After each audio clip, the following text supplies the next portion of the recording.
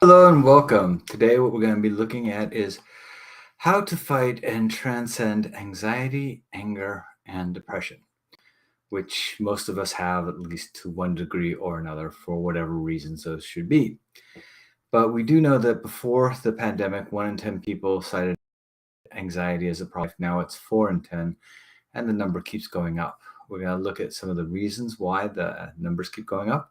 And we're going to look more importantly at what you can do with your anxiety, your anger, and your depression to, shall we say, alleviate some of the pressures that that's putting on your life. So the first thing we're going to look at is why are so many people feeling so much more anxious and depressed lately? Well, the reason why is because one of the reasons why is because we have so much more information.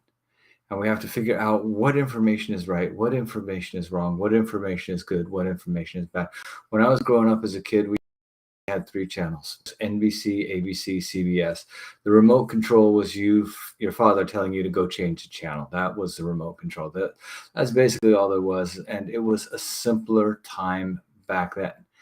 Nowadays, you have 125, 145 cable news channels.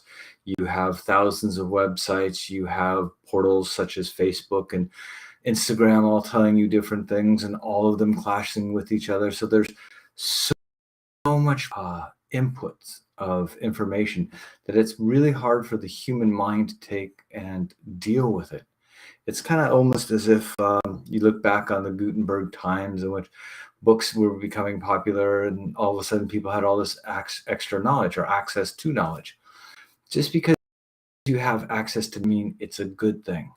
Because let's face it, not all the players out there are giving you the knowledge in an unbiased way. A lot of people are information in such a way to split you, to divide you, to make you fearful, to make you think that you're not successful enough, skinny enough. There's a whole lot of things to do, a lot of things out there that cause people to feel anxiety because who they are as a person in comparison to somebody else, something else. It's that you're comparing, you're failing, therefore buy my product and you will succeed. Everybody will love you and your life will just turn out hunky-dory, roses and wine.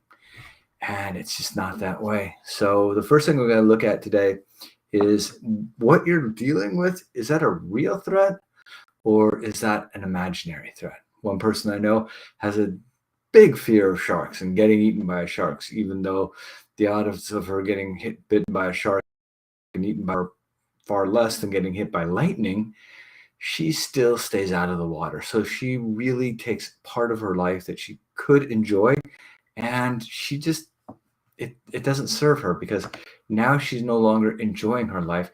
She's basically letting on to the fear that somebody created in her life. And by letting her by having that fear that was created in her life, what happens is that she is now attaching it by having fun that she'll never get to do. So ask yourself, is what I'm afraid of, what pressed, are these things actually real or are they fabrications? In other words, if I don't have $100 million, am I a loser? If I don't drive a Ferrari, loser? And I guarantee you right now, somebody out there is going, yeah, because if you don't drive a Porsche, then you're a loser, or a McLaren, and then you're a loser, or there's somebody who is shallow enough and vapid enough to say, yes, that's what this is all about. And if you believe in what they think, you're no longer honoring yourself. That no longer honoring yourself part is A, going to make you filled with anxiety, and B, get you pretty pissed off. That pissed offness, that anger has no place to go. When that anger gets turned inside, it's depression. I'm not enough. I'm not good enough. Well, here's a fun thought. If you're not good enough without it, you'll never be good enough with it. For example, you may get that Porsche Turbo Carrera or that Ferrari Enzo or whatever it is that you are hoping to want to fit into that size to finally have that person say, yes, I would love to go out with you. But if you don't have the courage to take the car over 100 miles an hour, if you are going that size to basically just in your bedroom, from bedroom to the kitchen, or if you finally ask that person to go out with you but then are too nervous or too scared to actually follow through, you haven't really done yourself any favors. So the first thing we're going to look at the idea of, is it real or is it fabricated, is what happens if it actually comes to fruition. For example, I want to make lots of money. Well, what happens when you do make lots of money? Money will make you more of the person that you are. If you're a generous person, you'll be giving it away. You'll be helping other people. You'll be doing wonderful things with it. If you are an uptight and you get lots of money, you will treat people horribly. You will treat the waiter bad. You will treat the cleaning people bad. You will treat the mechanic bad. You will treat anybody who you deal with in just a bad way, your clients in a bad way. It doesn't really work for you. And all of that stuff, your consciousness you want, is all predicated on what you have, shall we say, didn't get as you were growing up. A lot of anxiety stems from people telling you, like your parents and society, as you were growing up, this is what you want to be, this is what you want to do. If you don't have a college degree, you're not smart. Well, that's not necessarily true. And I think anybody with any intelligence will tell you that. And if you hear something like, if I'm not married by a certain age, then I'm a loser. And that's not true also. But we hear these messages and we take these messages and we compare ourselves to what we have now, and then energy, a belief system about ourselves, actually who we are. And when you ask somebody, describe your energy, most of the time, about 50 to 60% of the time, persons will have no idea. How would you describe your energy in one word? Are you happy? Are you sad? Take a minute and think about it. It's not a hard question. How would you describe your energy? The word that I like for myself is mystical. How would you describe you? Are you judgmental? Are you kind? Are you bright? Are you inquisitive? Or what are you? Think about it. Write it down. It'll help you. Ask yourself, what was my childhood like? How did I grow up? What was the energy of that? Was it kind? Was it loving? Was it sharing family? Was it learning, studying, intrigue? Was it hard, brutal, harsh meetings? Tough? Everybody's got a story. And it's usually not one or another. But for our purpose, use one word. And then take a look at your consciousness right now. Because your consciousness is basically what's the world you're living in right now. Who are you around? Are you surrounded by MIT teachers? Are you surrounded by long-haul truckers? Are you surrounded by military guys? Are you surrounded by nail techs at a spa?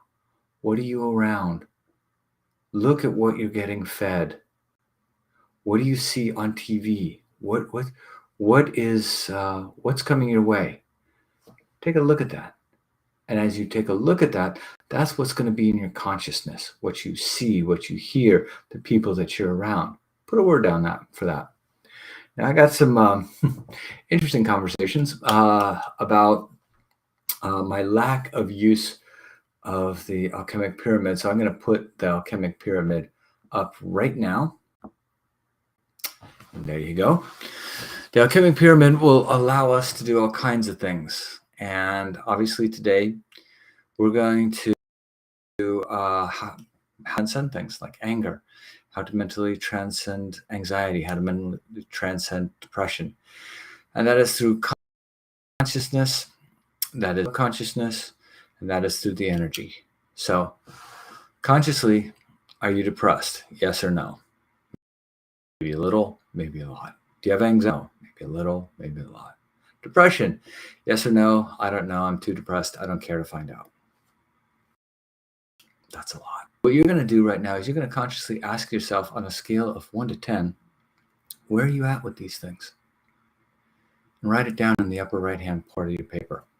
As you do that, I want you to go ahead and write down a word for your consciousness, your world around you, what you see, what you hear, what people are telling you. Are you a big Fox News fan? Are you hearing how the Democrats are worthless pieces of crap that can't get out of their own way, that don't know how to win and are looking to abort every baby that comes into existence, even after they're born? Or are you somebody who is listening to MSNBC saying that the right wing is going to get all the guns and they're going to shoot everybody? Are you listening to basically hostile things? Or are you listening to like, I don't know, News Nation which plays it really down the middle, or The Economist, which plays it down the middle. Because what we want to do is we want to find our middle path. Extremes. The extremes are going to make you anxious. The extremes are going to make you angry, and they are going to get you depressed. That's their job. They want to put you in a little pen with a bunch of other crazy people, and they want to say, those guys over there, those are the bad ones. That's the reason why you're unhappy. And that's not true. The reason why you're unhappy is because of you. So right now, take a minute, and how would you describe your consciousness with one word? Write it down. Right next to it, right underneath it, ask yourself, what was your subconscious world like? What was it like growing up? Did you grow up with a Norman white picket fence? 2 cats in the yard? Or did you grow up in a neighborhood that was kind of, for lack of a better term, shitty, that had violent crime, and you never felt safe, and your parents were never around, and your childhood was always wondering how you were going to escape? Sounds pretty unpleasant. Anyway, you got people that were trust fund kids that I used to work with, and they turned out really, really crappy, some of them. Some of them turned out great. And I've seen people who had horrible of a childhood, of everything a childhood shouldn't be. And they turned out to be some of the strongest, proudest, most beautiful human beings that you could ever. And others did not. There's only so much you can blame on your childhood. But for our purposes, what I need you to do now, I need you to go ahead and write down just one word for your subconsciousness or your childhood. How would you sum up the summation of your in one word? What would that word be? And finally, how would you describe your energy? That's your core self. That's you. Who are you in one word? For some of you, well, maybe a lot of you, you're going to want to write 4 words, a sentence, a paragraph, a page and a half, listing all of your accomplishments ever since you were in high school and were the captain of the football team or head cheerleader. And that's not what we want. I mean, if you are a football player and you were a football player since 5 and your name is Tom Brady, then yeah, you might write, football. That would make sense. Okay. If, however, you played 3 years of high school football and you're Al Bundy and you write football, well, now you know you're married with kids. This is all about you. And remember, nobody sees this stuff. So what we're going to do is we're going to take a look at somebody's actual pyramid that they sent me. It's a kind of a sad pyramid, but nonetheless, they did send it, and they were asking. And so we kind of helped them out. And I asked them if it was okay to use it. And they said, yeah, as long as you don't use my name. So this is what their pyramid looked like. And as you can see, in their conscious state, you have anger. In their subconscious state, you have chaos. And in their and basically how they describe themselves is bad. And full disclosure, this is a person that has, in my opinion, PTSD, a lot of stress from their childhood, a lot of stress from people shooting at them, a lot of stress from things that really cause people a hard time. Now, this person was in places and did things, and he's very angry for the things that he's done. He's very upset by those things, because in the times and places that he was in, up and before that, after that, when he was growing up and after that, he was in a lot of chaotic situations in which he had to handle the situations. And a lot of times they were handled violently. And so that makes him feel bad about himself. And now he always has this anxiety that he's going to resort to bad. He's going to resort to angry. He's going to resort to all kinds of things that he doesn't want to be, doesn't want to go to those places anymore. So look at your thing right now. Look at your sheet. And are your 3 words? Are they positive words? Or are they words like this? Angry, chaos, bad. And to be honest, we went over this with him and I said, are you just a bad guy because of the chaos in your life and that's what you're angry about? And he just kind of stopped and looked at me. And he thought about it for a second. He says, no, I'm not a bad guy. I'm a guy who's angry because I was put into chaotic situations and I had to do bad things. And then we went about looking at his life and removing him away from the chaos, taking the chaos out of his life. And that included him stop watching news, One News or Newsmax, whatever the one is, the really hostile right-wing one, where they're saying down to a civil war and you got to grab your gun because if you don't, you're going to lose democracy and they're out to kill you. That went out. We looked at the idea of him stopping his drinking at such a late night. Now, he wasn't going to stop drinking, which is okay. But at 11 o'clock, that was curfew. Because we all know what happens after about 11 o'clock at a bar when you keep drinking. Not a lot of good things. And so what we did was we modified his behavior.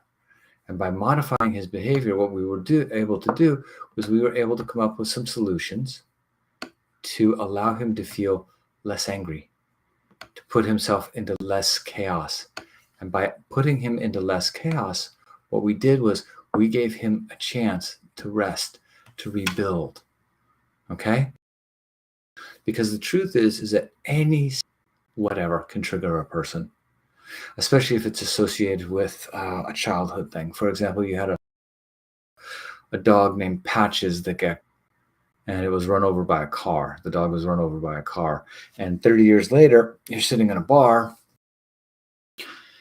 and somebody tells you about a dog that got hit by a car. And all of a sudden you start crying and the person has no idea why you're crying. Well, it's just the same name as your dog that got hit by a car. And how that dog is dead to all these feelings. Depression is about getting up the feelings and releasing them through meditation, releasing them through therapy, releasing them through any one of a number of different ways, to go to a priest, to go to a therapist, to talk to a friend. We used to have him from the rich people go see therapists, the rest of us get to go see the priest because, well, you couldn't afford the therapist. But that unburdening, getting that is what's going to help you with the depression. Because for a lot of people, depression feels like a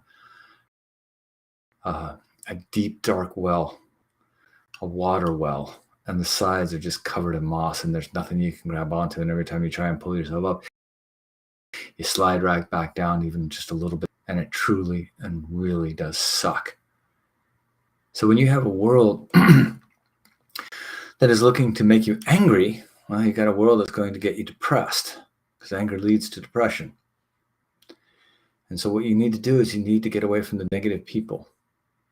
Stay away from them. Before you diagnose yourself with depression, ask yourself if you're surrounded by assholes, because if you answer yes to that question, you're probably not depressed. You're just surrounded by assholes, and get the hell out of there.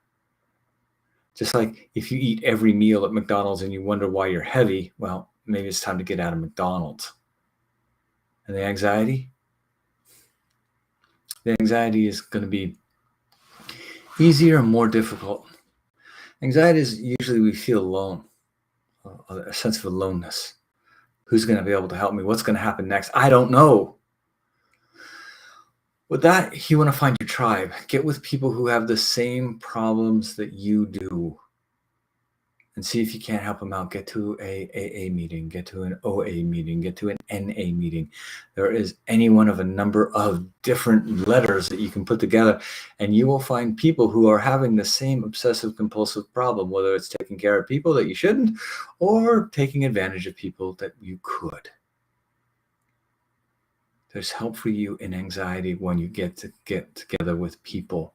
Anxiety usually is happening a lot of the times when we're by ourselves and we feel like we can't control the things in our lives, and that people are going to look at us and say, they are not worthy. They are not good enough. And if you take a second, you can trace out a lot of it back to your subconsciousness. right back to that subconsciousness. So what you're going to have to do is you're going to have to consciously look at all the things that have come up for you and why. Why am I afraid of flying? Do I have a history of plane crashes in my life? No. Do I have a history of people telling me about plane crashes? Yes. My Aunt Susie, every Thanksgiving, Halloween, 4th of July, would come over and tell me about how her husband Bill died in a plane crash and how mortally upset she is and she's depressed and how horrible it is and I should never fly on planes. That's an easy one to find. Unfortunately, they won't all be this easy. But if you keep working with it, keep talking about it, it's like taking layer after layer after layer off. Eventually, you'll get to your root. The quicker and deeper you go, the faster you go, probably the better off you are. I'm not saying that you should immediately go right to a crisis event, i.e. a parent's suicide, a death of a child, and just go, oh, well, that's it. I'm done. Life is over. That's just, that's not realistic. People who do that are not healed. What they're doing is that they are just looking to remake themselves, and in a way that it can't be trusted. It's just a deception. It's another pretty mask that they're putting on, but it doesn't actually solve any of the problems. So the first thing you're going to do is you're going to play Columbo. If you're going to try and get rid of your anger, your depression, or your anxiety, and you're going to ask yourself, what's going on around me? What happened to me? And how has this made me? And if you don't like the answer that how it's made you, if you don't like your energy, great news, you can change that. But in order to change it, you have to step away from some of the belief systems and things that have been holding you back ever since you were probably a little kid, right into your 20s, 30s, 40s, 50s, however old you are. And you can do that by consciously asking yourself, does this serve me or not? And if it doesn't, then you put in something in its place. For those of you who are violent, volunteer to add an animal shelter to walk a dog. For those of you who feel like I have a death fear of speaking in front of people and I can't do it, go out to a bar, sit in a bar, go to a pool hall, go to a movie theater, go to some place where people are there. If you're really bad at it, go to a movie theater. Why? Not a lot of talking, but you're still around people. Then sit outside where the theater is open and grab yourself a coffee. See if anybody's there. Talk with them if you want to. Go do something that you like to do. Are you an outdoor person? Go kayaking. Talk to the people at the kayak place. Are you an adventure thrill seeker? Go skydiving. Are you an art person? Go to a museum. Talk to a person. And then talk to 2 people, 3 people. I guarantee you, your anxiety about talking to people or in front of groups is they are going to judge me. And I am going to lose their approval. Well, their approval, though nice, is probably not the most necessary part of your life. And the more you do it, the better you become at it, and unless you have to worry about it. All right, so now that we got the what you're going to do to figure it out, we're going to take a look at why you need to figure it out. And the reason why you need to figure out all of this stuff is because things are changing. And they're constantly in change. The one guarantee that I have is that the universe is constantly changing and my life is constantly changing. And unfortunately, or fortunately, I'm getting older.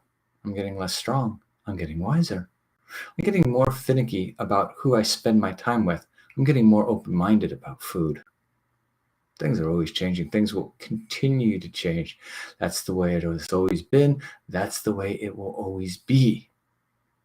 And because of that, there's going to be people that want to kind of control or regulate you as far as what you should do, what you shouldn't do, what you should think, what you shouldn't think. Progressives, let's go with the new thing. Conservatives, no, let's hold back on that new thing. Let's kind of go backwards. Let's just conserve our energy going forwards. We'll just hang here for a little bit. And that's all good. If you want to be a conservative, be a conservative. If you want to be a progressive, be a progressive. Be who you are. Because Who you are is what they can't keep down. They can't keep you down if you just say, this is who and what I am. And if you get enough people together and you say, this is who we are, and this is what we are, and this is what we want to see, then you have enough information that you know that you get enough people together and they can change laws, create countries, change the way people think. They can do all kinds of things. But you got to be open to change and realize change is always happening. And so it doesn't serve you to be filled with anxiety and anger about change and be depressed that things are changing, because you know what? It's always going to be that way. And as soon as you accept it, then you can release it. When you don't accept things, that's when you get into trouble.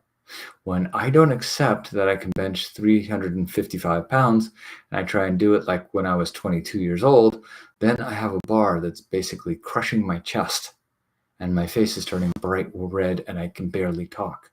Why? I'm not 22 years old anymore. 355 pounds does not go up like it used to in a bench press. I got to see myself for who and what I am. And who I am is somebody that's always changing. And that's great because now I'm smarter, happier, and healthier than I ever was. And I can do things like this. And hopefully we can help you become the same. Okay?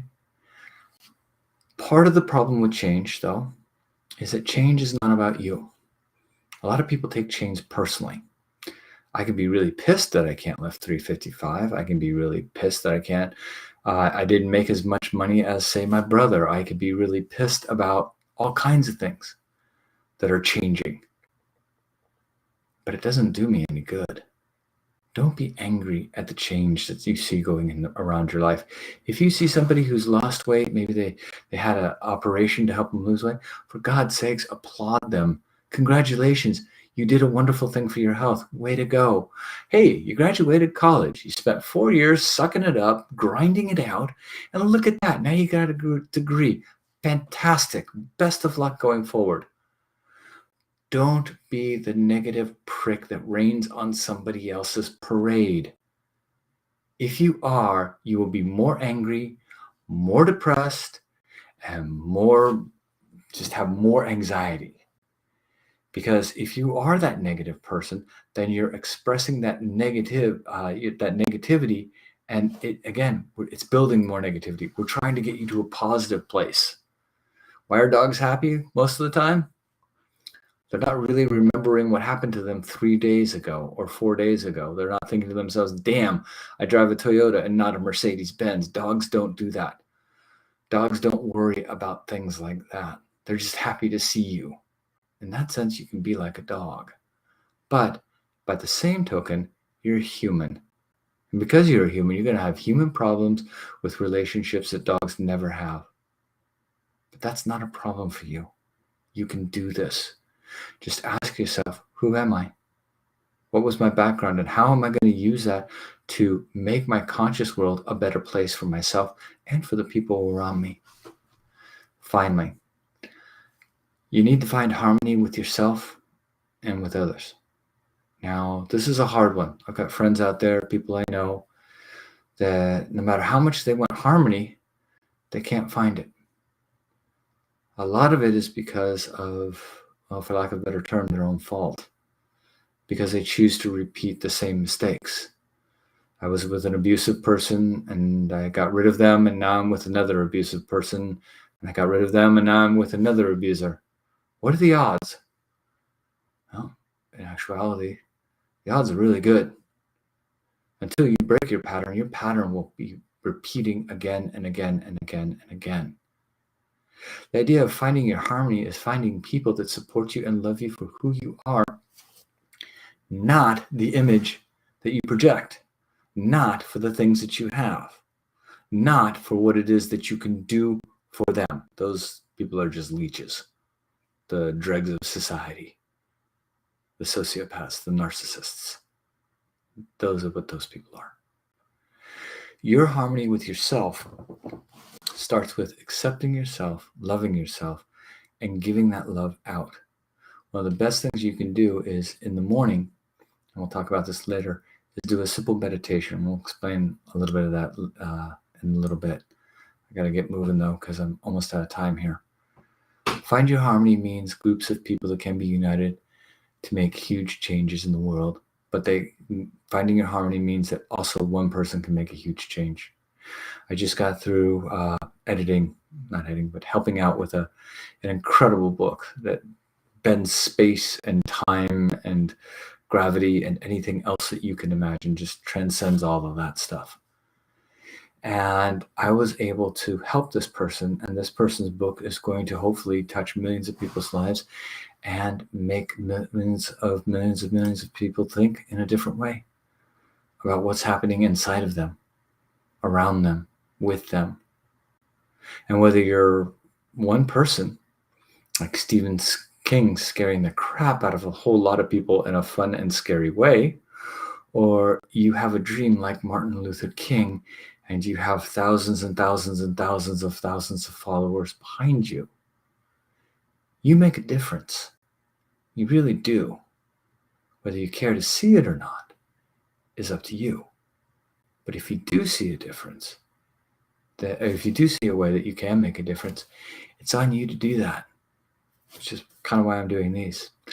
Okay, techniques, because this stuff doesn't happen on its own by miracle. It doesn't just drop in your lap. So the technique that we're going to be talking about is a 3-form technique that is actually very helpful. So it is part of meditation or prayers or whatever you want to call it.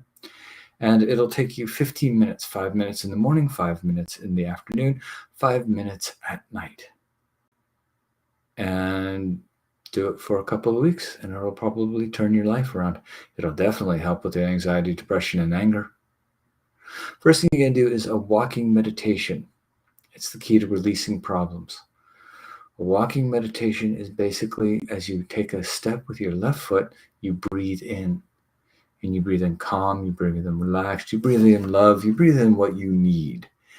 As you take a step with your right foot, then you breathe out. As you breathe out, you release the negativity, you release the anger, you release the different things in your life. If, for example, you're angry with the Republican Party, then what you're going to be doing is, I breathe in neutrality, I breathe out any animosity towards these people.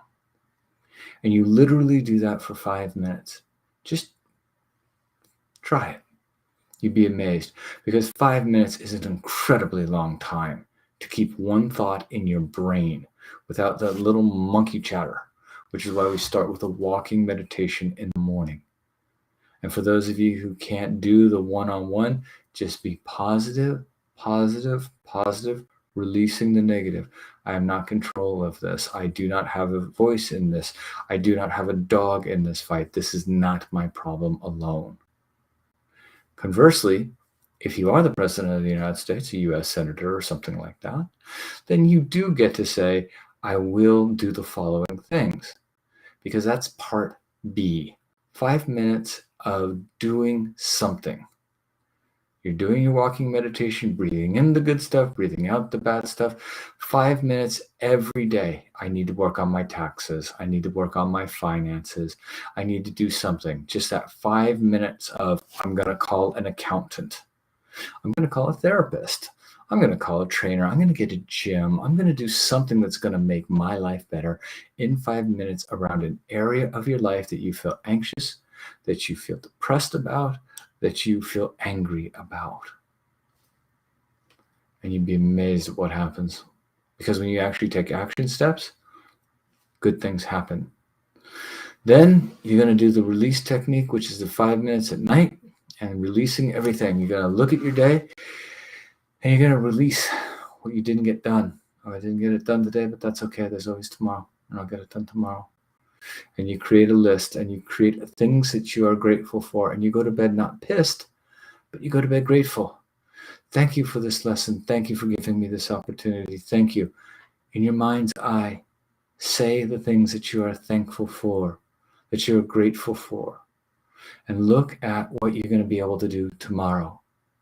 And when you wake up the next day, then you're breathing in the positive, you're breathing in the hope, the joy, the light, the love, the laughter, the kindness, the materials, the whatever it is that you need, so that you can give out during the day whatever those things are.